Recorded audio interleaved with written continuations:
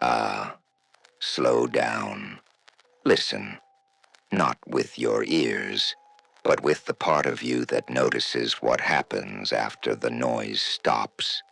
The part that feels the shift when words fall away and something truer takes their place. The silence is speaking, and it has been trying to get your attention for longer than you realize. You didn't always hear it. At first, silence felt empty, awkward, something to be filled quickly by sound, by movement, by explanation. You learned early that quiet made people uncomfortable, that pauses invited questions, that stillness looked like uncertainty. So you filled the space. You stayed busy. You stayed reachable. You stayed occupied with things that made you look alive even when something inside you was quietly asking to rest. And for a long time, that worked. Or at least it worked well enough to keep you moving. But movement is not the same as direction.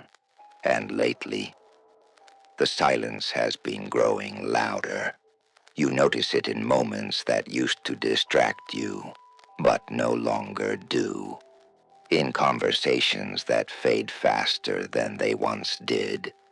In ambitions that still make sense on paper, but feel strangely hollow when you imagine achieving them. You sit alone now without immediately reaching for something to numb the quiet. And that alone tells you something has changed. Because the silence you're hearing now isn't absence. It's information. It's the space where truth finally has room to stretch its legs.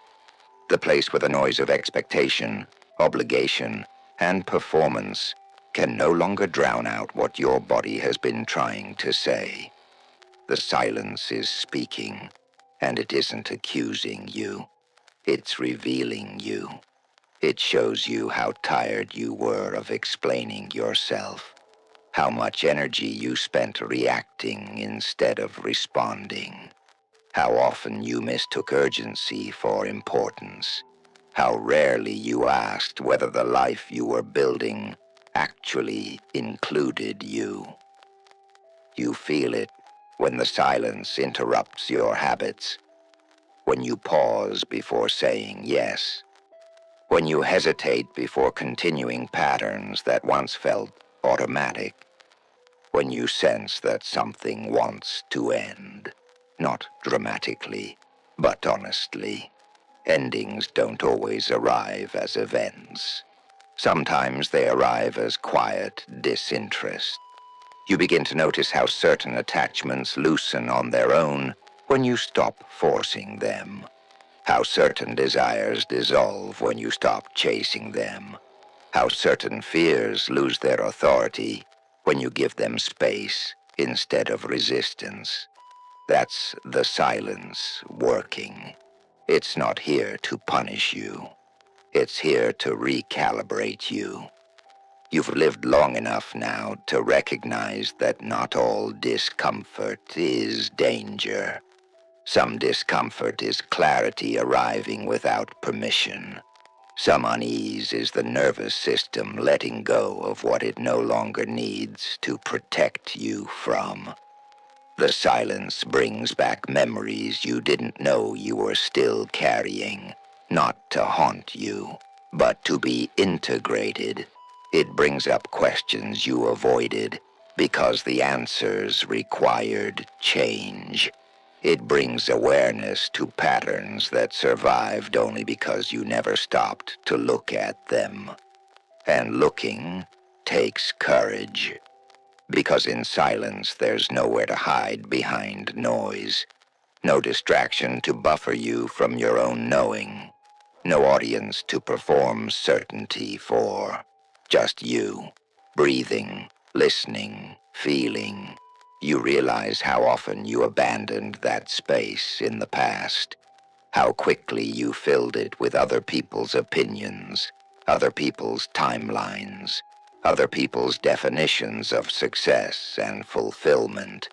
The silence doesn't judge you for that. It understands survival, but it also knows when survival is no longer the assignment. Something in you is ready now for coherence instead of chaos, for alignment instead of approval, for depth instead of distraction. And the silence is the only place those things can speak clearly. You hear it when your body relaxes in stillness instead of tightening, when being alone feels like restoration rather than rejection, when you stop rushing to be understood and start trusting that what's real doesn't need immediate validation. The silence teaches you restraint, not as suppression, but as discernment. You don't react the way you used to. You don't explain as much. You don't chase resolution from places that cannot offer it. That's not withdrawal. That's wisdom. You're learning that clarity doesn't shout. It waits. That intuition doesn't argue. It repeats itself patiently until you're ready to listen without bargaining. The silence is speaking in subtle ways now, through fatigue that asks for honesty instead of endurance, through restlessness that points toward misalignment rather than failure, through peace that appears when you let go of proving something you no longer believe in. It tells you that you don't need to rush the next chapter, that forcing movement will only recreate old patterns with new scenery, that what's meant to emerge requires space, not pressure. And perhaps most importantly, the silence reminds you of who you are beneath the noise, not the roles you perform, not the identities you maintain, not the expectations you manage, but the steady presence that remains when nothing is demanded of you. You trust yourself more here. You hear your inner compass without interference. You recognize the difference between fear and instinct, between habit and truth. That's why the silence feels different now. It's no longer something to escape. It's something to enter. And as you sit with it, breathing slower, listening deeper, you realize the silence isn't asking you to disappear. It's asking you to arrive, fully, honestly, without distraction. The silence is speaking, and for the first time, you're not afraid of what it has to say.